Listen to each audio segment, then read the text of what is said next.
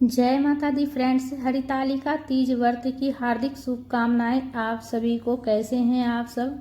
आज मैं आप सबके साथ शेयर करूंगी हरितालिका तीज की सरल और संपूर्ण पूजा विधि।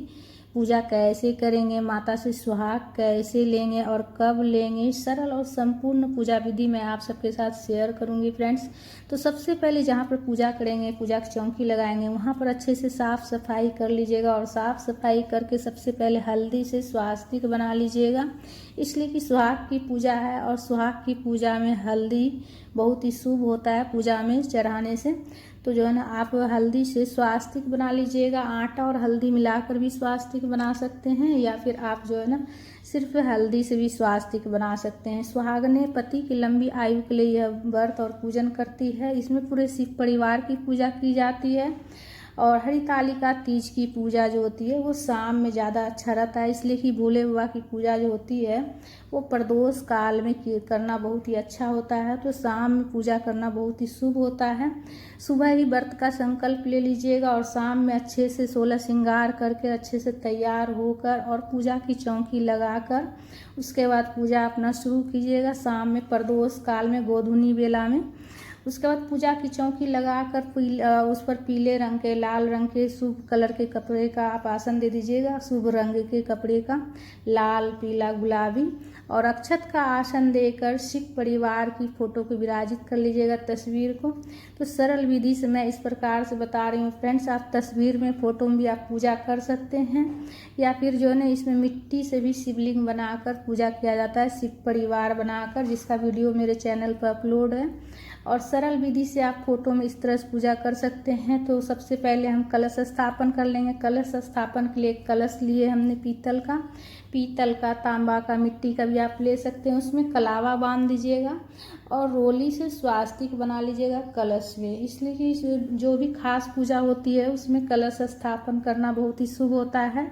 और कलश के रूप में हम सभी देवी देवता का आवाहन करके पूजा कर लेते हैं। तो सबसे पहले स्वच्छ जल में गंगा जल मिला लीजिएगा और जल को कलश में डालकर कंठ तक भर लीजिएगा। उसके बाद अक्षत डाल लेंगे, थोड़ा सा पुष्प डालेंगे, एक सुपारी, एक गांठ वाली हल्दी, एक सिक्का, और ये पांचों चीज़ कलश में डाल लेना है। और अगर गांठ वाली हल्दी नहीं हो आपके पास तो हल्दी पाउडर हो तो वो भी आप डाल सकते हैं। उसके बाद देखिए, कलश में लगाने के लिए आम के पत्ते हमने 5 लिए हैं।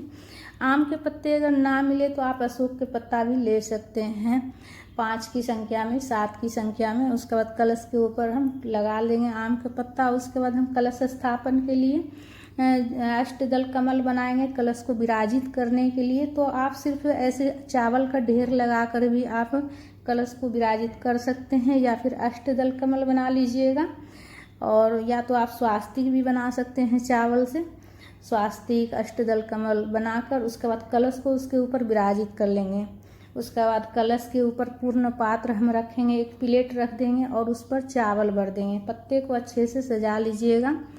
और हरितालिका तीज की पूजा जो होती है, पूजा की चौकी के पास आप थोड़ा सा सजावट भी हो सके तो कर लीजिएगा। और उसके ऊपर देखिए, हम पूर्ण पात्र के ऊपर दीपक रखे हैं, घी का दीपक, बड़ा सा दीपक ले लीजिएगा और दीप कलश की स्थापना कर लीजिएगा। और ये दीपक जो है ना रात में पूरी रात जलेगी, इसलिए कि हरितालिका तीज की पूजा में जो है ना जागरण का बहुत ज़्यादा महत्व होता है। तो बड़ा सा दीपक लीजिएगा ताकि रात भर, पूरी रात दीपक प्रज्वलित हो। उसके बाद देखिए, पंचामृत लिए हमने, 5 चीज़ मिलाकर ले लिए, दूध, दही, शहद, शक्कर, घी। और इस तरह से अभिषेक कर लेंगे हम फोटो में 5 बार इस तरह से घुमाते हुए। और एक कटोरी रखिएगा और उसमें थोड़ा थोड़ा गिराते चल जाइएगा। इस तरह से अभिषेक हो जाएगा पूरे, मतलब शिव परिवार का, भोले बाबा का और पूरे शिव परिवार का अभिषेक हो जाएगा, पंचामृत अभिषेक।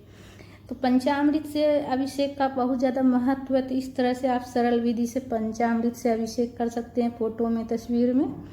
तो इस तरह से उसके बाद पंचामृत अभिषेक करने के बाद जल से अभिषेक कर लेंगे हम। और ये जो हम पंचामृत से जो अभिषेक किए जल, वो जो है चरणामृत बन जाएगा। तो उसे आप जो है ना प्रसाद के स्वरूप में ग्रहण कीजिएगा, अगले दिन ग्रहण कीजिएगा। इसलिए कि ये जो होता है ना तीज का व्रत, वो व्रत, तीज का व्रत में मतलब निर्जला व्रत किया जाता है। इसमें जल भी ग्रहण नहीं किया जाता है। तो आपके घर परिवार वाले ग्रहण कर सकते हैं चरणामृत, लेकिन आप अगले दिन ग्रहण कीजिएगा। उसके बाद भोले बाबा को भी हम वस्त्र के स्वरूप में पीला रंग के वस्त्र चढ़ाए हैं और माता को लाल। तो भोले बाबा और माता पार्वती को इस तरह से हम सरल विधि से वस्त्र समर्पित कर लेंगे। पीला रंग के भोले बाबा को और लाल रंग का माता पार्वती को वस्त्र के स्वरूप में कलावा समर्पित कर लेंगे। गणेश जी को, कार्तिकेय जी को और भोले बाबा को जनेऊ समर्पित कर लेंगे हम। और रोली चंदन से गणेश जी को तिलक कर लेंगे सबसे पहले, और उसके बाद पीला वाला चंदन से भोले बाबा को तिलक कर लेंगे। कार्तिकेय जी को भी तिलक कर लेंगे। और शिवलिंग बना हुआ है फोटो में, तो शिवलिंग में भी हम तिलक कर लेंगे और कलश में भी तिलक कर लेंगे। अक्षत समर्पित कर लेंगे, तिल समर्पित कर लेंगे। तो इस तरह से सरल विधि से आप फोटो में पूजा कर सकते हैं फ्रेंड्स। और माता को हम सिंदूर लगा लेंगे 5 बार, कम से कम माता को सिंदूर लगाना चाहिए। 5 बार माता को सिंदूर लगाएंगे। उसके बाद माता को सिंदूर लगाने के बाद वापस अपनी चूड़ी में सिंदूर सजाएंगे, उसी उंगली में जिस उंगली से माता को लगाएंगे। उंगली में जो सिंदूर लगा रहता है ना, वो अपनी चूड़ी में लगाएंगे और अपनी मांग में लगाएंगे। फिर माता को सुहाग की सामग्री चढ़ा लीजिएगा। सुहाग की सामग्री में जैसे एक चुनरी, सिंदूर, बिंदी, मेहंदी, चूड़ियाँ, ये सारा चीज़ आप चढ़ा लीजिएगा। महावर आप मतलब अपनी सुविधा के अनुसार 16 श्रृंगार भी आप चढ़ा सकते हैं, या कम से कम 5 सामग्री जरूर चढ़ा लीजिएगा। पूजा करने के बाद जो है सुहाग की सामग्री कुछ जो है ना दान किया जाता है और कुछ आप खुद इस्तेमाल कर लीजिएगा। उसके बाद आक, धतूरा, बेलपत्र जो हो आपके पास चढ़ा लीजिएगा। ओम नमः शिवाय का जाप करते हुए जिस भी कलर का फूल मिल जाए, आक धतूरा का फूल मिल जाए, वो भी चढ़ा लीजिएगा। नहीं मिले तो देखिए कोई बात नहीं, जो आपको आसानी से मिल जाए आप चढ़ा लीजिएगा। बेलपत्र, फूल, जो भी कलर का फूल, लाल रंग का फूल माता को हो सके चढ़ा लीजिएगा। और कलश के ऊपर भी पुष्प समर्पित कर लीजिएगा और फल चढ़ा लीजिएगा। फल का भोग लगाइएगा, जिसमें कि आप एक नारियल का भोग लगाइएगा और कोई भी फल का आप भोग लगा सकते हैं। 2 तरह, 5 तरह आप भोग लगा सकते हैं। मिठाई का भोग लगा सकते हैं, भिगोया हुआ चना का भोग लगा सकते हैं। और चना अगर अंकुरित हो जाता है और अंकुरित करके अगर चना आप चढ़ाते हैं तो और भी अच्छा रहेगा, इसलिए कि अंकुरित चना जो होता है वंश का प्रतीक होता है, तो वंश में वृद्धि होती है अंकुरित चना चढ़ाने से। तो अगर अंकुरित करके चढ़ाते हैं तो और भी अच्छा रहेगा चना। और कुछ पकवान वगैरह भी आप चढ़ाना चाहे तो चढ़ा सकते हैं। धूप प्रज्वलित करके धूप दिखा लीजिएगा, इसलिए कि बहुत जगह पकवान वगैरह बनाकर चढ़ाते हैं और बहुत जगह जैसे बिना पकवान के भी पूजा करते हैं इस तरह से सरल विधि से। और पूजा में कुछ दक्षिणा भी रख लीजिएगा और जल का भी भोग लगा लीजिएगा। भोले बाबा को हाथ जोड़कर निवेदन कीजिएगा प्रभु से कि हे प्रभु भोग ग्रहण कीजिए। उसके बाद हाथ में पुष्प लेकर कथा की पुस्तक हो तो पढ़ लीजिएगा या सुन लीजिएगा किसी से, फ़ोन में भी आप सुन सकते हैं। इसलिए कि हमारा जो व्रत होता है ना, व्रत और पूजन तभी पूर्ण होता है जब कथा पढ़ते हैं या फिर सुनते हैं।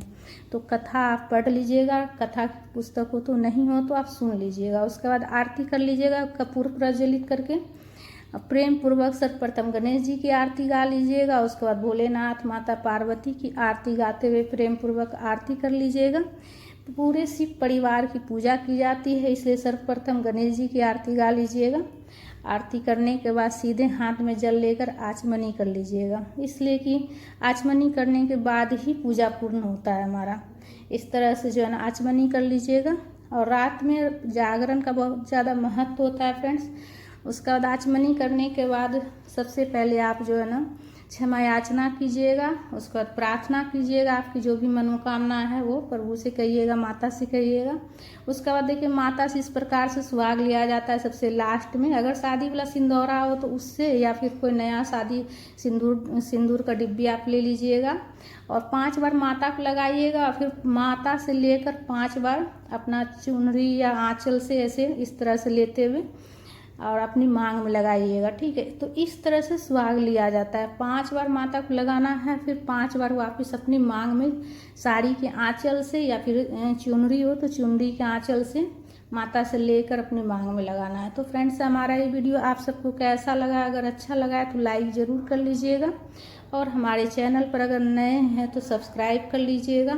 वीडियो अगर आपको ज्ञानवर्धक लगा है थोड़ा सा भी तो वीडियो को ज़्यादा से ज़्यादा अपने संबंधी में, अपने दोस्त सभी को आप शेयर कीजिएगा।